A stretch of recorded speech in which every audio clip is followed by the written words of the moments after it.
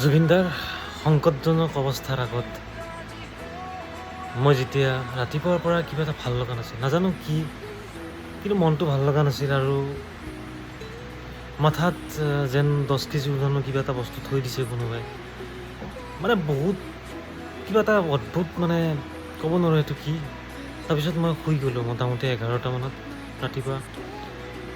শুই কিনে আইতাত যেতিয়া মই মোবাইলটো খুলিলোঁ, তেতিয়াই দেখা পালোঁ যে জুবিন দা সংকটজনক অৱস্থাত হস্পিটেলত ভৰ্তি হৈছে। তাৰপিছত মায়ে মাতি আছে ভাত খোৱাৰ কাৰণে, তাত ভাত খাব গ'লোঁ। ভাত খাব যোৱাৰ পিছতো মোৰ মনটো মানে কি, মানে উগুল থুগুল লাগি আছিল যে। তাৰপিছত মই চালোঁ মোবাইলটো, চাই কিনে দেখা পালোঁ জুবিন দা আৰু নাই। সঁচাকৈ মই সেইখিনিতে মোৰ মানে কি ক'ম আৰু, মোৰ ভাষা নাই মোৰ।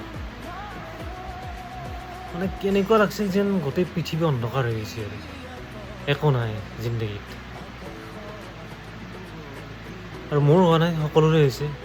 আনকি মই আমাৰ কাষৰ আমাৰ গাঁৱৰে বাচ্ছা এজনৰ, তাৰ 6 বছৰ হৈছে মাত্ৰ, কিন্তু সিও কথাটো শুনাৰ পিছত নন ষ্টপ কান্দি আছে। জুবিন দা এনেকুৱা আছিল যে বাচ্ছাৰ পৰা বুঢ়াক গেলি মানে আদৰ্শ আছিল, তেখেতে হীৰা আছিল আমাৰ বাবে। আৰু ৰিচেণ্টলি 2 দিন আগত মোৰ লগৰ মানসে মোক কৈছিল, ভাবলোঁ জুবিন দাক কিন্তু এইবাৰ লগ কৰিমে।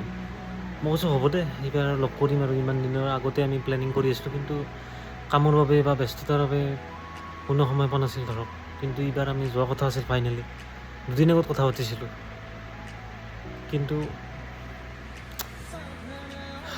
ভাগ্যই নাছিল চাগে আমাৰ যে কাষৰ পৰা লগ পাম।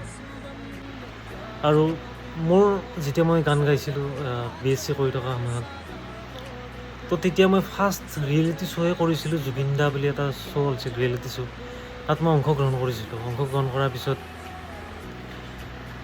আমাৰ গান চান হৈ যোৱাৰ পিছত গধূলি 6টামান বজাত জুবিন দা অহা কথা আছিল। বহুত সময় ৰখিলোঁ, ৰখি সিদিনা নাহিল। সিদিনাও সপোন হৈয়ে ৰ'ল, বোলে জুবিন দাক লগ নাপালোঁ।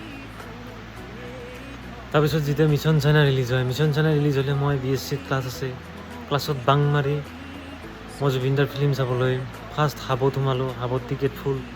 PVRত সোমালোঁ, PVRত ফুল। অপ্সৰাত সোমালোঁ, অপ্সৰাত ফুল। তাৰপিছত চালোঁ যে গেলেৰিয়াত 10টা না 5টা টিকেট বাকী আছে ফাৰ্ষ্ট ছিটত। তো মোৰ মন আছিল যে ফাৰ্ষ্ট শ্ব' মই চামেই জুবিন দাক। তাৰপিছত মই সেই প্ৰথম ছিটটোত বহিয়ে চাইছিলোঁ। আৰু মোৰ ফাৰ্ষ্ট হলত মই চিনেমা চাইছিলোঁ জুবিন দাৰ ফিল্ম, আৰু ফাৰ্ষ্ট হলত মই জুবিন দাৰ ফিল্মে চাইছিলোঁ। তাৰে আগত মই হল দেখাই পোৱা নাছিলোঁ। তো চব মোৰ কিছুমান জীৱনৰ বস্তু জুবিন দাৰ লগত মানে আৰম্ভ হোৱা বুলি ক'ব লাগিব। কা আন্দোলনতো তেখেতে যোৱা বাবে ময়ো ইমান বেয়া পৰিস্থিতিৰ মাজতো মই গণেশগুৰিত তেতিয়া অকলে আছিলোঁ। তো মই তাতে ফচি ৰৈছিলোঁ। তো ফচি ৰওঁতে কা আন্দোলনত এতিয়া মই চানমাৰীলৈকে কেনেকৈ যাওঁ, হয়তো জুবিন দা যোৱাৰ কাৰণে সাহস এটা আছিল মনত যে ময়ো যাব পাৰিম। তো ময়ো গৈছিলোঁ সেইকাৰণে। তো বহুত মানুহজনক লগ নাপালেও কিন্তু দূৰৰ পৰাই হওক বা তেখেতৰ পৰা বহুত ইনস্পিৰেশ্যন পাইছিলোঁ আৰু বহুত বেয়া লাগিছে। মই ভিডিঅ'টো কালি বনাম বুলি ভাবিছিলোঁ, কিন্তু কালি বনোৱা মোৰ সাহস নহ'ল, ভালে নালাগিল। তেখেতক দূৰৰ পৰাই সেৱা জনাইছোঁ। ইমান সোনকালে আমাক এৰি গুচি গ'ল, আশা কৰা নাছিলোঁ যে এনেকৈ গুচি যাব। কিন্তু নিয়তিৰ খেলা আমিতো ৰখাব নোৱাৰোঁ।